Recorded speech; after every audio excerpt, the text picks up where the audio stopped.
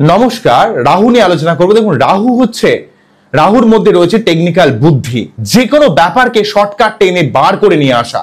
এবং রাহুই আবার ইলিউশন, ভ্রম, আপনার ভুল পথে চলে যাওয়া, আপনার মতিভ্রম তৈরি করা, আপনার লাইফে বারে বারে ডিস্ট্রাকশন ক্রিয়েট করা, হঠাৎ করে প্রচুর অর্থ লস করে দেওয়া, আপনার মানসিক একটা অশান্তি, অতৃপ্ততা, প্রচন্ড সেক্সুয়াল ডিজায়ার, বা আপনার জীবনে সবসময় একটা ভোগ করার প্রবণতাকে ক্রিয়েট করে।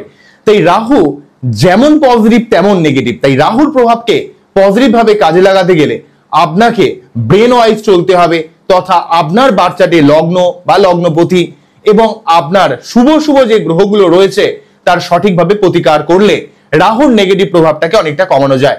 রাহু থেকে শান্ত হতে হলে বা রাহুর প্রভাবকে আপনাকে পজিটিভ করতে গেলে আপনাকে কিন্তু রাহুর মন্ত্র পাঠ করা, ব্ল্যাক ডেজ একটু কম ইউজ করা, দুর্গা দেবীর আরাধনা করা, এগুলো করলে কিন্তু রাহুকে অনেকটা কন্ট্রোল করা যায়। বা আপনাকে সবসময় নৈতিক জীবনযাপন করতে হবে, অসৎ পথ সবসময় পরিত্যাগ করতে হবে এবং জীবনে আপনাকে অ্যাজ ইট ইজ দেখতে হবে। কোনো রকম ভ্রম নয়, কল্পনা নয়, সত্যি জিনিসটা, সত্যি ব্যাপারটা আপনাকে কিন্তু ফলো করতে হবে এবং আপনাকে জীবনে সবসময় পরিবর্তনশীলতাকে মানতে হবে এবং একটু টেকনিক্যাল হতে হবে, ইনস্ট্যান্ট বুদ্ধি খাটাতে হবে। এগুলো করলে রাহুর থেকে সর্বদা আপনি পজিটিভ ফল কিন্তু ডেফিনেটলি লাভ করবেন। এবং মোবাইল ফোন আপনার খুব প্রয়োজন ছাড়া কিন্তু মোবাইল ফোন ইউজ করা যাবে না।